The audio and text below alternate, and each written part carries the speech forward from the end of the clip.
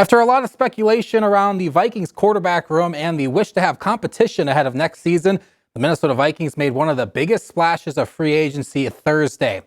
Kyler Murray is heading to Minnesota. The Minnesota Vikings confirmed Thursday they signed the former #1 overall pick to a one-year deal. Murray spent the first 6 seasons of his career with the Arizona Cardinals, starting 87 games and throwing for more than 20,000 yards and 121 touchdowns. He'll join a quarterback room that includes J.J. McCarthy and Max Brosmer. Because Murray is still owed nearly $37 million from Arizona, reports say his Vikings deal will be for the veteran league minimum. Minnesota hopes his experience adds depth and competition heading into the 2026 season. Murray spoke to the media shortly after the news was made official. Grateful for the opportunity.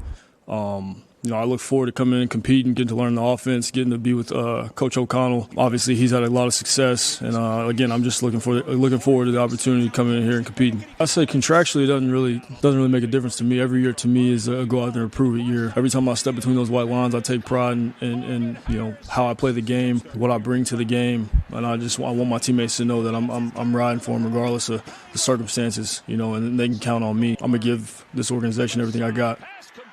To the hardwood now, Championship Thursday in North Dakota Division A and B basketball. Teams that win secure a spot at state next week. We start in Division A, Region 1, where top-seeded Central Cass takes on Oak Grove. These two split their regular season matchups. Oak Grove got out to the quick start. Off the tip, William Olson gets the hoop and finishes for the first bucket of the game. Grovers, they go up 7-2 early, but the Squirrels rally back. Andrew Zemer rips baseline and finishes through traffic to tie the game.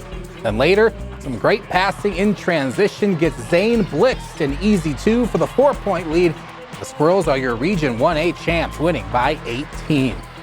In the Region 2A final, Devils Lake takes down Grafton to secure a spot at state. Grafton will have another shot in Saturday's state qualifier game.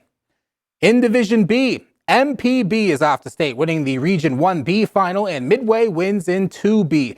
EKM and Nelson County will both head to the state qualifier games Saturday. While teams in Division A and B look to advance to state for Division 2A girls and boys teams, the state tournament begins Thursday. KVRR Sports Director Aaron Walling has the action from Bismarck. There's excitement in the air as the quarterfinals have started for the Division 2A boys and girls state basketball tournaments here at the Bismarck Events Center. We have the Horace Hawks, the 2 seed out of the East, and the defending champs taking on the Mandan Braves out of the West. And the Braves mean business. Early on, Anna Claire Bugby splits the defense and gets it to go off the glass. Braves strike first. Down 3-0, Lakin Donnelly with the ball. Post-up jumper, got it. Horace on the board. But they are down 10-2 here in the first. Katrin Flanagan lays it in to close the gap. But the Hawks can't get the offense going as they will fall 63-53 to Mandan here in the quarterfinals. Up next, the Davies Eagles are the top seed from the East, led by Fallon Pasanante, who's close to 2,000 career points, taking on the Legacy Sabres from the West. Late in the second half, Davies holds a slim lead over the Sabres. Gracie Watson up the court. Defense closes in, finds Ava Lucas, and she lays it in. 1-point game. Little over a minute left. Davies on offense. Pasanante from the corner, got it. Davies take a 4-point lead, and the Eagles are on to the state semifinals with a 58-54 win over Legacy. Now to the boys bracket, the Cheyenne Mustangs are the East 2 seed, but they are down big to the Dickinson Mavericks. Can the Stangs come back from 20? Well, you have to clamp down on defense, but they lose sight of Tatum Bollinger, who gets the reverse layup to go. Mavs up big. Cheyenne looking for something on offense as White Zimney works the post and gets it to go. Later in the first half, Dickinson in the half-court set. Dylan Glasser finds Boston Cranston wide open, drains the 3, and the Mavs are up by 23. Cheyenne makes a run in the second, but can't come back, falling 76-56. And we finish with the top seed out of the East, the West Fargo Packers taking on the Legacy Sabres, as we are tied at 6-2 all off the shot in the second. Packers are only down by 1, less than a minute left. Wyatt Knudsen with the defense forces a turnover, West Fargo ball. A spot in the semifinals hangs in the balance. Aiden Simic drives, slips, and somehow finds Knudsen, who lays it in. Packers take the lead, 67-66 with seconds left on the clock. 0.7 left. Shot on time. It doesn't go in. Packers win 67-66 in a close one. Reporting at the Bismarck Event Center, Aaron Walling, KVRR Sports. Thanks, Aaron. Now to the final quarterfinal game of the night for the boys. The Horace Hawks, the 3 seed out of the East. They're up 5 in the second half against the Bismarck Century Patriots. When we pick this one up, Carter Evanson driving, pivoting, and the turnaround jumper's good for a 7-point lead. Hawks then trying to extend, but Joey Kralik poking the ball away, and the big guy scores on the other end.